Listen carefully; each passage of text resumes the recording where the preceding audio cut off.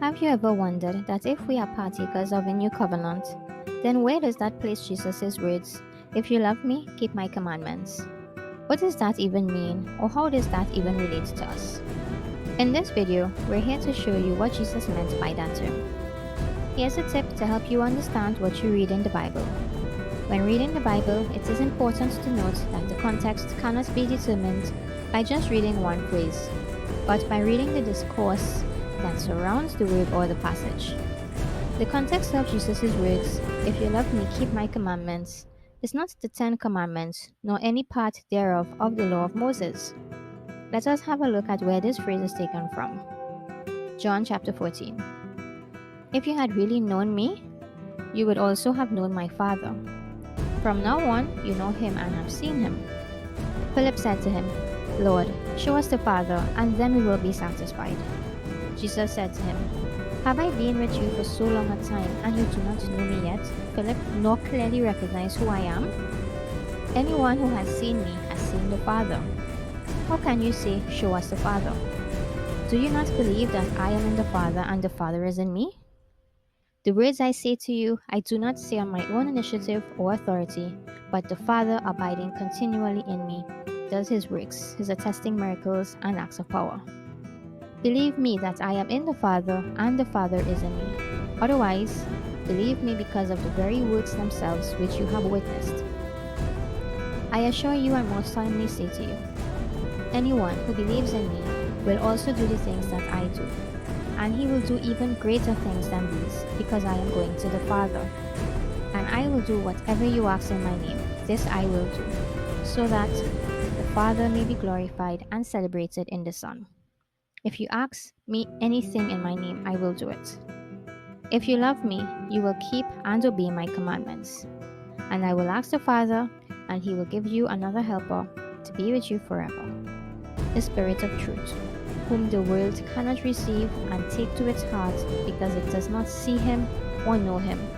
But you know him, because he, the Holy Spirit, remains with you and continually will be in you. I will not leave you as orphans, comfortless, bereaved, and helpless. I will come back to you. After a little while, the world will no longer see me, but you will see me. Because I live, you will live also. On that day, when that time comes, you will know for yourselves that I am in my Father, and you are in me, and I am in you. The person who has my commandments and keeps them is the one who loves me. And whoever loves me will be loved by my Father, and I will love him and reveal myself to him.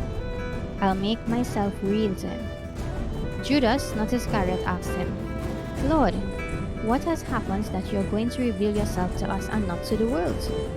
Jesus answered, "If anyone loves me, he will keep my word, teaching, and my Father will love him, and we will come to him and make our dwelling place with him. One who does not love me does not keep my words, and the word, the teaching which you hear is not mine, but is the Father's who sent me. I have told you these things while I am still with you." The context of Jesus' reference to keep my commandments cannot be ascertained by isolating the one verse, but by taking into consideration the message that he is conveying. There are a few parallels that the biblical authors used to give meaning or context to the phrase "keep my commandments." They are: verse 15, "Keep my commandments." Verse 21, "The person who has my commandments." Verse 23, "Keep my words, teachings." Verse 24, "My sayings," in the King James Version. Verse 25, "The word which you hear," in the King James Version. It becomes very evident that Jesus' reference, "keep my commandments," is very specific to everything that he is saying to them in the conversation. In other words, he is saying, live by what I am explaining to you. I'm sure by now you are clear on what Jesus was saying. This actually has no contextual connection to the Ten Commandments, nor any part thereof of the law of Moses. As we're on the topic of the law and commandments, here's something else that you should also know. The law of Moses is in fact a compilation of 613 commandments and not 10. If Jesus, being under the law, even hinted in the slightest that the 10 commandments are the only commandments to live by, he would be guilty of sin. The very law, Deuteronomy 4:2, commands that the book of the law be kept without adding or subtracting from the book of the law. We can see this in Galatians 3:10. For as many as are of the works of the law are under the curse, for it is written, Cursed is everyone that continueth not in all things which are written in the book of the law to do them. By the standard of the law of God, isolating 10 commandments from the book of the law is breaking the law of God. This is a production of the Zane K. Keturah International Institute of Pneumatology.